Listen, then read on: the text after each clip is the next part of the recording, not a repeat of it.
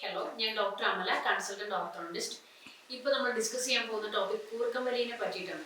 Snoring. ഇത് ഒരു ഓർത്തോണ്ടിസ്റ്റിന്റെ സ്പെഷ്യാലിറ്റിയിൽ ഒതുങ്ങുന്ന ഒരു ടോപ്പിക് അല്ല, എന്നാലും അതിന്റെ ചെറിയൊരു ഇൻഫർമേഷൻ പാസ് ചെയ്യാന്നുള്ളതാണ് ഉദ്ദേശിക്കുന്നത്. ഇപ്പോൾ നമുക്ക് സ്നോറിങ് വരുമ്പോൾ അത് കുട്ടികളിലുണ്ട്, മുതിർന്നവരിലുണ്ട്.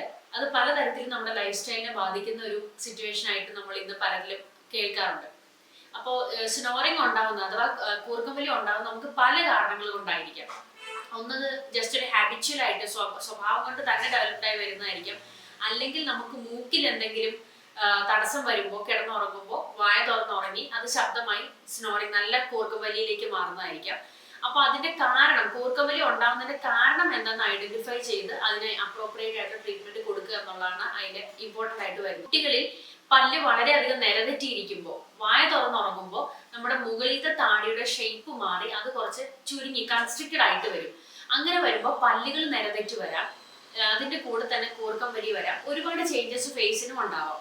അഡൾട്ട് പേഷ്യൻസിനാവുമ്പോഴത്തേക്ക് നമ്മുടെ പല്ലിന്റെ സ്ട്രക്ചേഴ്സ് ഒക്കെ ഓൾറെഡി ഡെവലപ്ഡ് ആയി കഴിഞ്ഞിട്ടുണ്ടാവും. അഡൾട്ടിൽ വരുമ്പോൾ കൂർക്കമ്പലി വളരെ അമിതമായിട്ട് സിവിയർ സൗണ്ട് ആയിട്ട് രാത്രി വരുമ്പോൾ അത് വളരെ ഡിസ്റ്റർബൻസ് ആയിട്ട് നമ്മുടെ ലൈഫിൽ ബാധിക്കുന്ന അവസ്ഥകൾ കേൾക്കാറുണ്ട്.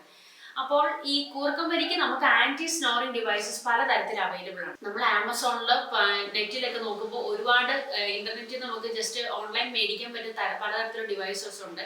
അത്തരത്തിലുള്ള ഡിവൈസിലേക്ക് നമ്മൾ എത്തിപ്പെടാതിരിക്കുക. ഇങ്ങനെ ഒരു പ്രശ്നം വരുമ്പോൾ നമ്മൾ അതിന്റെ സ്പെഷ്യലിസ്റ്റ് ഡോക്ടറെ കണ്ട് വേണ്ട രീതിയിലുള്ള ഡയഗ്നോസിസ് ചെയ്ത് ട്രീറ്റ്മെന്റ് എടുക്കേണ്ടതാണ് അത്യാവശ്യം. ഒരു ആസ് എൻ ഓർത്തഡോണ്ടിസ്റ്റ് നമ്മുടെ അടുത്ത് കൂർക്കമ്പലിക്ക് ഒരു പരിഹാരമായിട്ട് പേഷ്യൻസ് എത്തുന്നത് വളരെ കുറവാണ്. എന്നാലും ഇതൊരു അവയർനെസ്സിന് വേണ്ടി സംസാരിക്കുന്നതാണ്. കൂർക്കമ്പലിക്ക് നമ്മൾ പലതരത്തിലുള്ള ഡിവൈസസ് ഉണ്ട്. ഇന്നിപ്പോൾ ഞാൻ ഇൻട്രൊഡ്യൂസ് ചെയ്യാൻ ഉദ്ദേശിക്കുന്നത് ഒരു സൈലൻസർ എന്ന് പറയുന്ന ഒരു കസ്റ്റം ആയിട്ട് ഉണ്ടാക്കുന്ന ഒരു ഡിവൈസ് ആണ്. ഇത് വളരെ സിമ്പിൾ ആയിട്ടുള്ള ഒരു അപ്ലയൻസ് ആണ്.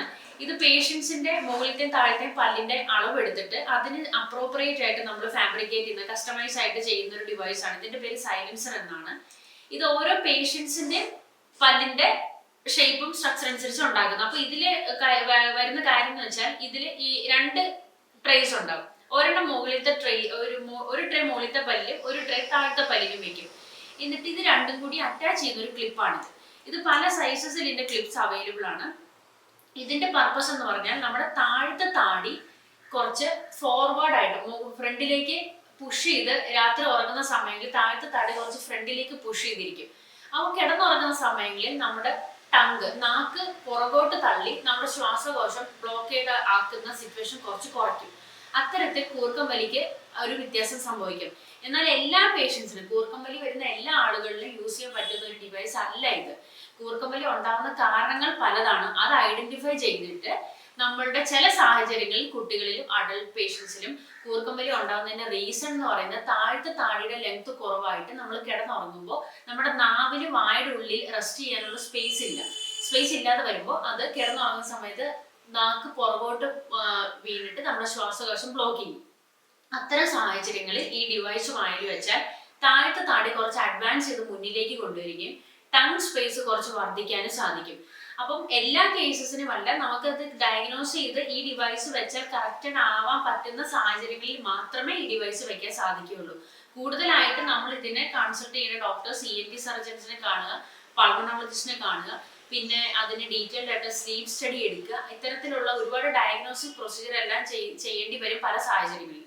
നമ്മൾ വളരെ ഇപ്പൊ കുട്ടികളിലൊക്കെ ആണെങ്കിൽ നമ്മൾ ലാറ്ററൽ സ്റ്റഫ് എന്ന് പറയും, ഒരു സൈഡ് വ്യൂ എക്സ്റേ എടുത്തിട്ട് ശ്വാസകോശത്തിന്റെ പാസേജും അതിന്റെ ഡയമെൻഷൻ ഒക്കെ അളന്ന് നോക്കി വേണ്ട രീതിയിലുള്ള ട്രീറ്റ്മെന്റ് കൊടുക്കാവുന്നതാണ്. ഇത് അവയർനെസ് പറയുന്നത് വെച്ചാൽ നമുക്ക് ഓൺലൈനായിട്ട് വെറുതെ അവൈലബിൾ ആയിട്ട് കിട്ടുന്ന ഡിവൈസസിലേക്ക് ഒരിക്കലും പോവാതെ കറക്റ്റ് ആയിട്ട് അതിന്റെ കൺസേൺഡ് സ്പെഷ്യലിസ്റ്റ്, ഓർത്തോണ്ടിസ്റ്റ് അല്ലെങ്കിൽ ENT സർജൻ അത്തരത്തിലുള്ള ഡോക്ടേഴ്സിനെ കണ്ട് മാത്രം അവരുടെ ഗൈഡൻസിൽ മാത്രം ഇത്തരം ഡിവൈസ് യൂസ് ചെയ്യുക.